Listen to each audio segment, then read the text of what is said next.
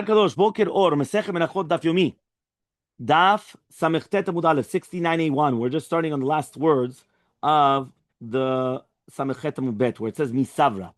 Are you going to tell me Bikurim lePeira Kamrinan? Are you going to tell me that you have to bring the Shtei Alechem, right? That the Bikurim are going to be for the Perot or coming to permit them? La Mizbeach Kamrinan. We're talking about that you're bringing it for the Mizbeach. And therefore, the Mizbeach already started having the wheat that year, right? Because from the Korban HaOmer, right, he says if the Korban HaOmer is coming from the wheat, so it comes out that if the Shtei Alechem is permitting Shelo Kesidran, he says you can't say that it's going to be that the Bikurim is coming from, that the Omer is coming from the Chitim.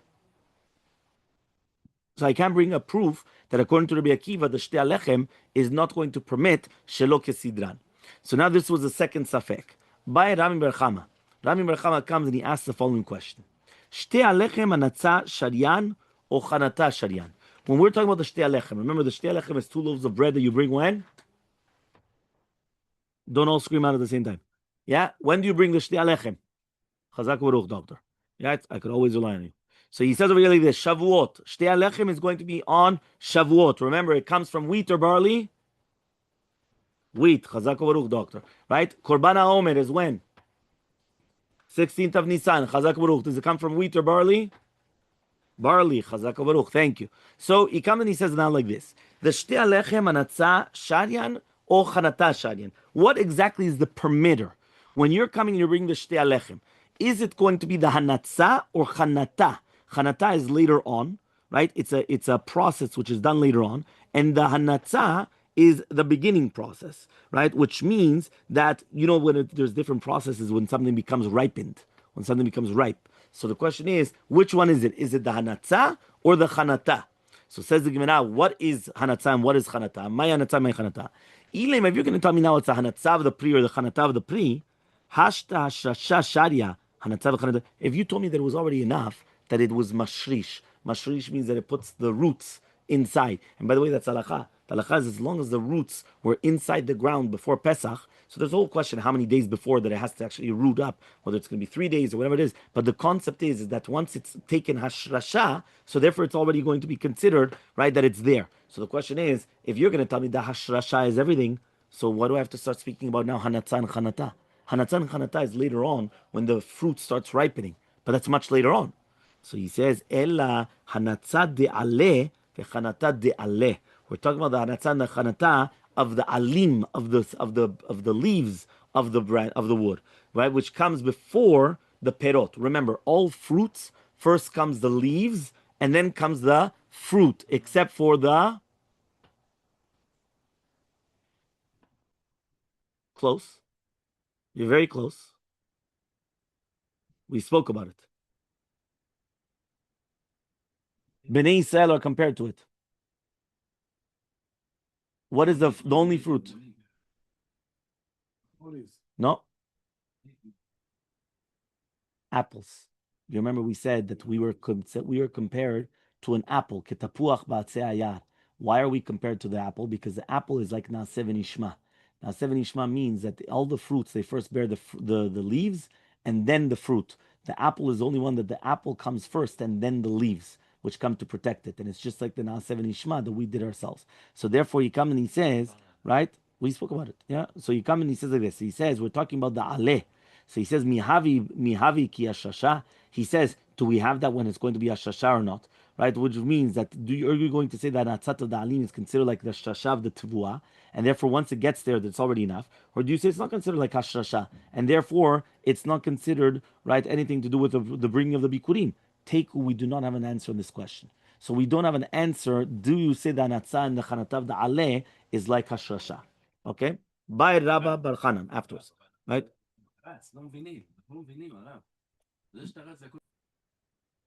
So by Rabba Bar Chanan, ask Rabba Bar Chanan, chitin shezaram bekarka, omer matiran or omer or en omer matiran, which means like this. We're going to come now and we're going to say as follows. You have wheat that you planted it in the ground. Does the Korban HaOmer permit them or not? So says the Gemara, what we just mentioned before, Hechidam, what's the case? Ida shrush, if you're going to tell me that it was already done hashasha, tanina, we already learned it. We learned that the one right which we're going to see in the next Mishnah. V'idilo shrush, and if it was not hashasha, So we also learned the Tanina. The Tanamas we learned later on. This is in Daf Ain, so it's in tomorrow's Daf, right, in the next Daf. Im yishrishu kodem la'omer, omer matiran. If the Hashrasha happened before the Korban HaOmer, the Omer is going to be permitted. If lav, and if not, asurina she'yavo omer abba. So it's going to be asur until the next Omer. Which means like this. Imagine right now, I'm right now in America. We said that on the 16th of Nisan, miraculously, even though yesterday we had a machlokot, when exactly? Was it in the morning? Was it in the middle of the day? Was it the nighttime or the next day or whatever it is? But once it comes the 16th of Nisan, everything becomes yashan. Correct? Okay, fine. I've got wheat.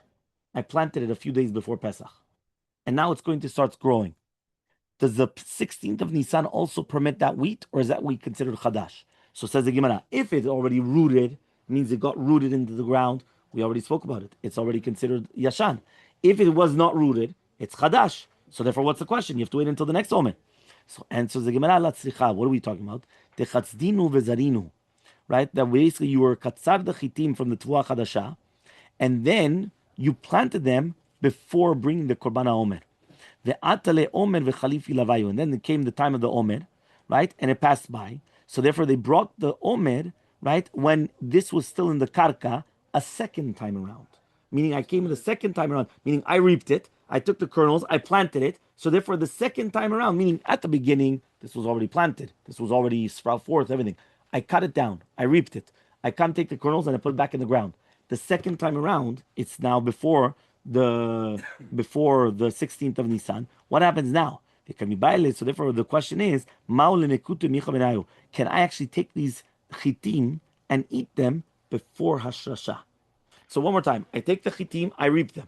Comes the 16th of Nisan. Can I now come? But when I reap them, I took out the kernels and I planted it again. Can I now come and eat those seeds of the chitim or not? So says the Gemara, right, of the chitim. So he says, Keman, yes, you could start out. Keman de shadyan bekadadami. Do we say that it's considered that you threw it inside of a jug, and therefore it's still considered the chitin before nizrau?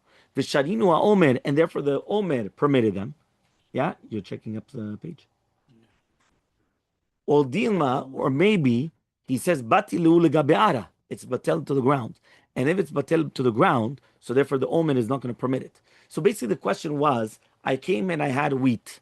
Remember that the wheat that I already reaped, for sure it's going to be permitted from the Korban HaOmer. But before the Korban HaOmer, on the 14th of Nisan, I came and I took the seeds of this chita and I planted them again. Now the question is, does that now, the Korban HaOmer, permit this seeds, even though I planted it again? Do I say it's batel to the ground and therefore that's it? It wasn't a shashat, so therefore it's not permitted. Or do I say that it is permitted? So says the Gemara, another question also. Yesh lahen ona'ah or en lahen ona'ah. Does it have ona'ah or not? Remember, there's going to be a big fundamental difference between karka and metaltalin. Metaltalin, there's a concept of ona'ah. Ona'ah means that if I'm going to come and I'm going to sell you something and it's going to be more than 17%, which is 1/6, it's going to be considered ona'ah. And therefore, once it's considered ona'ah, it retracts in court because you overcharged me. But on karka, on land, there's no such thing as that. I could sell you my house for $5 million, and even if it's going to be $3 million above the thing, it doesn't matter. There's no ona'ah in karka. In karkaot, in land, there's no such thing as ona'ah. Schora, yes, not ona'ah. Right? Schora is merchandise.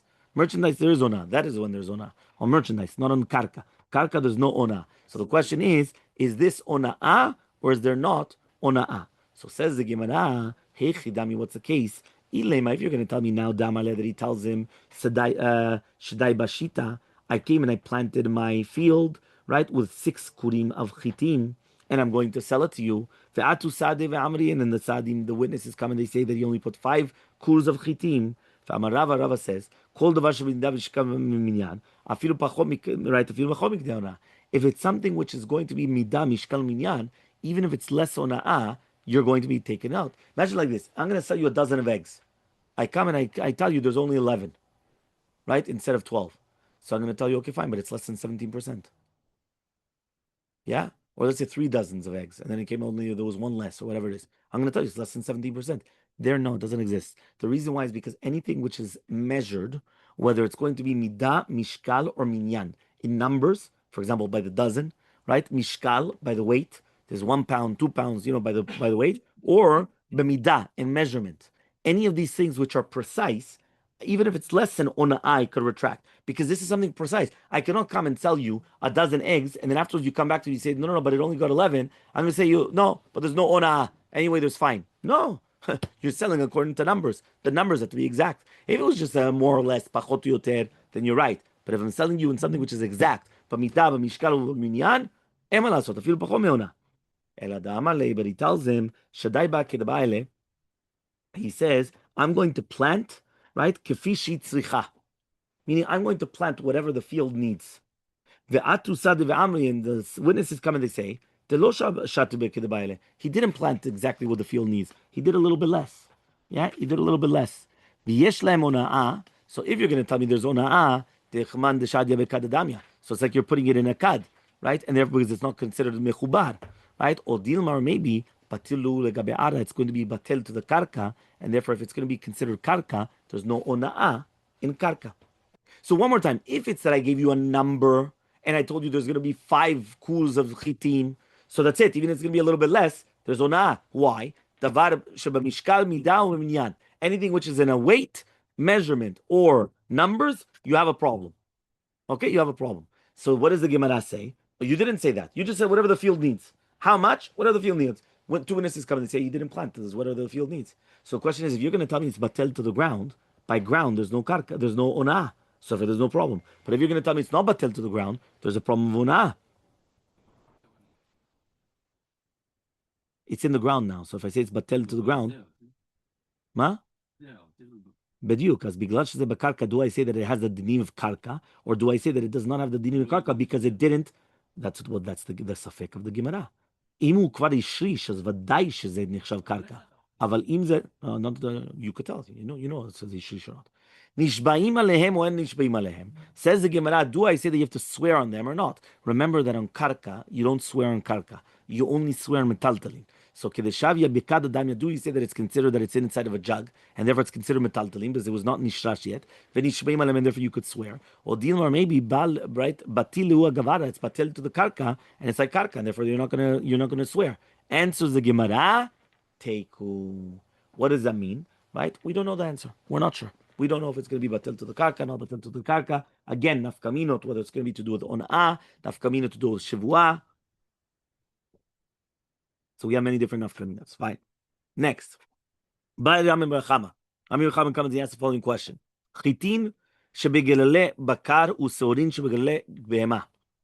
The bakar, right, the domesticated animals, right, or for example, right, many times of the sheep and things like that, right, it comes out chitin, meaning even in the human body, sometimes things are not fully digested, and therefore that's why in the excrement you could actually see whether it's going to be sesame seeds, whether it's going to be corn, right, certain things which are very, very small and they're going to be consumed, or for example, let's say you didn't chew it properly and it goes down, so it could also come out that way as well. The exact same thing happens to do with the glalim of behemot or bakar. So if you have chitim in begale bakar or seorim, barley in gale behemah, right, because the behemot, whether it's going to be the chamor or the gamal or not, they eat seorim, barley.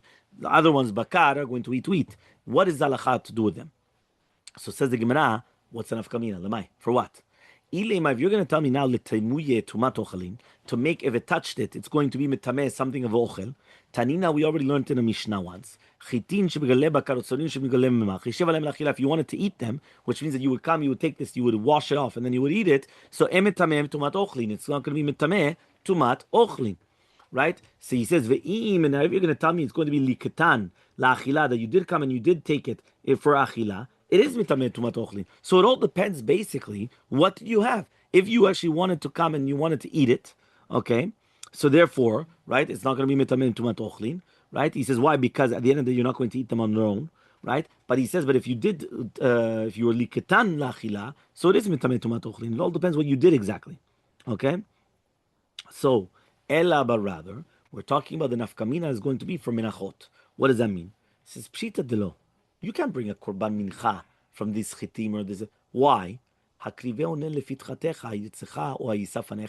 This is a beautiful pasuk that we learn from here, that whenever you're going to bring a present to the king, you can't bring it from something which is inferior. right? You're not going to come and get it from the dung, right, from the excrement in order to come to bring it to the king. It doesn't make sense. You understand? You have to bring the best, like la creme de la creme. Yeah? So answers the Gemara. What are we dealing with? Denaktinu vezarinu. You yourself, you're not going to eat it that way. You know what you did? You took these kernels and you planted them again. You planted them again. So therefore, they come what? No. And then you want to bring the menachot from that which you replanted. That's the question.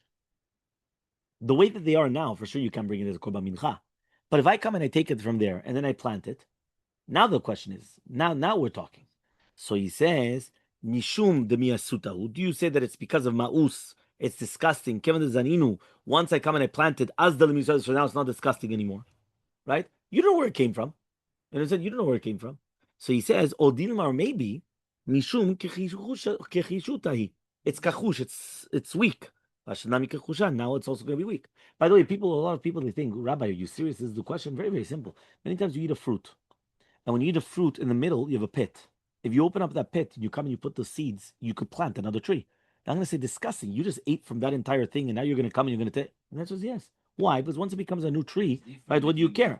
So says the Gemara as follows: Teiku. We don't have an answer. So this is again another case where we don't have an answer whether you could bring a korban mincha from the second, not from the glalim of the behema. You took him and you planted another chita, whatever it is. Now it came out. Can I take it from that one? Teiku. We don't have an answer. Okay. No, we said no from the glalim. Nothing to do with tuma. It's nothing to do with tuma. It's disgusting and it's nothing to do with tuma. It's not tuma. Right? B'chamar comes and he says, right, according to you, so even the behema is going to be tuma. Yeah. Pil shebalak fifa mitzrit. If you're going to have a pil, an elephant, that it swallows a fifa mitzrit, so it swallowed a basket, right? Veikia derech betarei. And then it came out derech betarei the same way. Mamash, it came in and came out.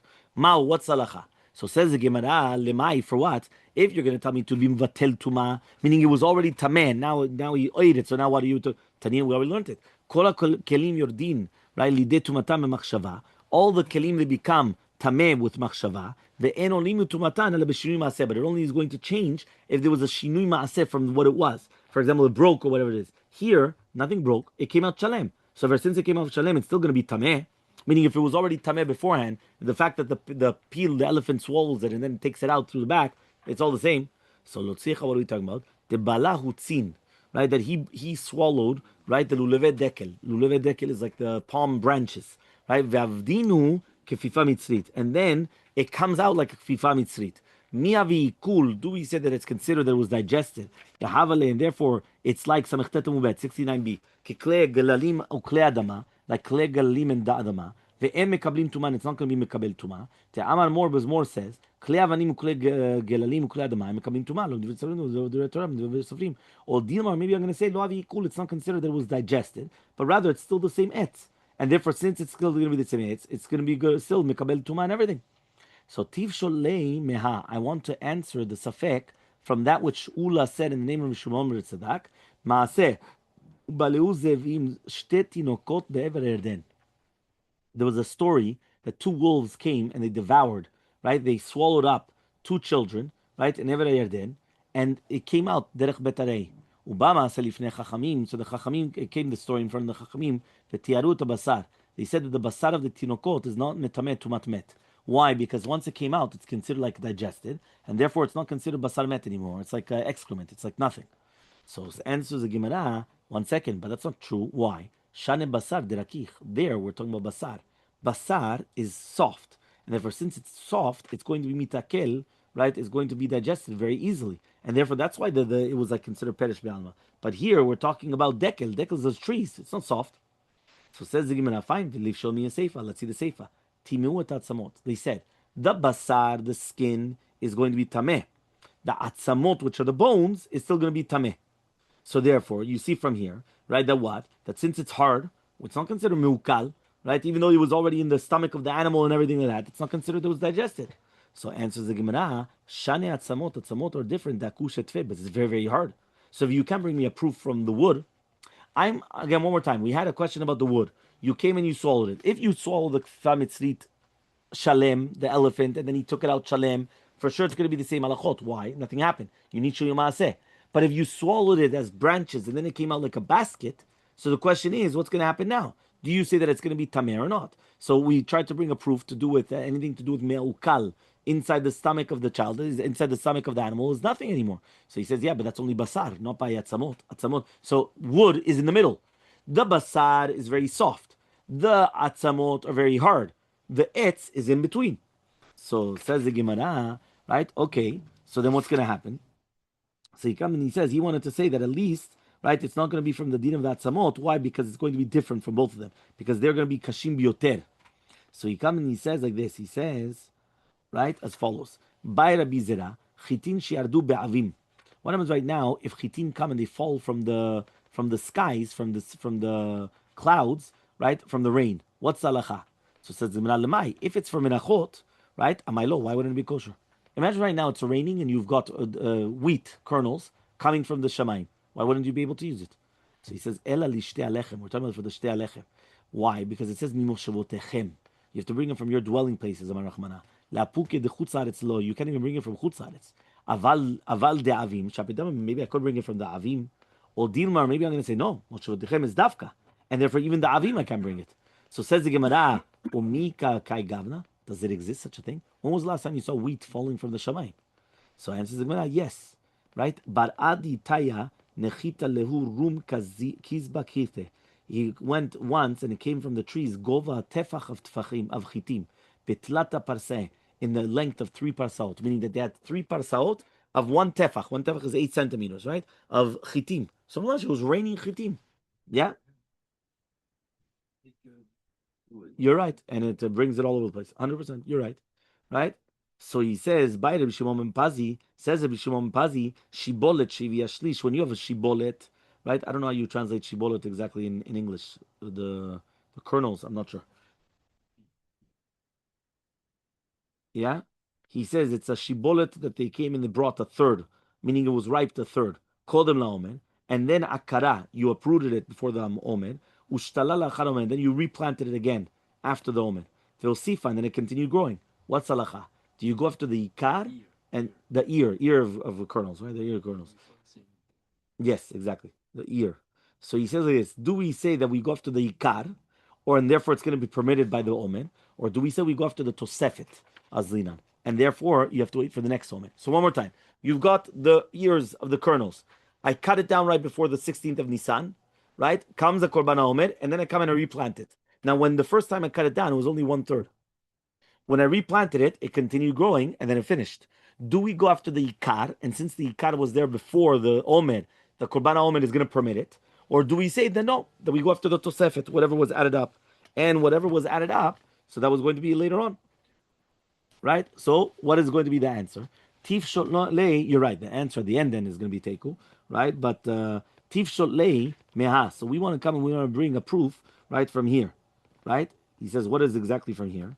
So he comes and he says, right, like this.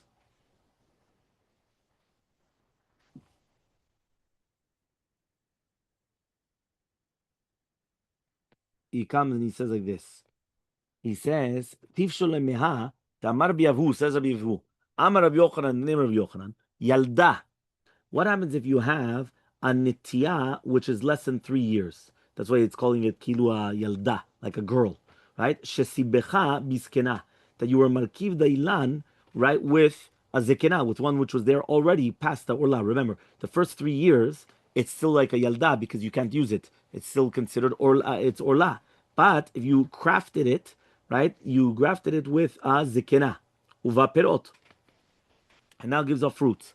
Afilu osif bepimatayim, even if it's going to add 200 from what it was at the beginning, it's still going to be a sur. We're not going to say that the mekor of the pri, which was a sur mishum orla, is going to be batel and the time of the eter. וכן אמר שמואל בר נחמן רבי יונתן, בצל ששתלו בכרם, ואז נעקר הכרם. If you put batzal inside of the kilei kerem, it becomes prohibited. Remember, kerem is a vineyard of grapes. You're not allowed to plant anything else there. You came and you put the yes, you have to distance. So here you took batzal and you planted it there, and then afterwards you came and you took it away. right? V'ne'kar kerem, and then afterwards you went and you took away the kerem. Afilu osif b'matayim, it's still going to be asur. Meaning even if you try to do bitul b'matayim, it's still going to be asur because of the kilei kerem. So therefore, you see from here that we're not going to say that the ikar is going to be batel b'matayim, right? With that which it was adding on afterwards, because we go after the ikar. And if we go after the ikar, right? He says that tosefet is also going to be asur. So says the Gemara, he gufa kasha. That in itself is going to be a question, right? Why? Do we go after the ikar? There's no difference between lekula or lechumra. Rather, we always go after the ikar. I mean, we go after the beginning part of the fruit, of the tree, of the whatever it is that we're talking about, the produce. Or dilma, or maybe safukim and safkale, we have a doubt. We're only going lechumra, not lekula. And says the Gemara, teiku. We do not have an answer. Have a wonderful day, everyone.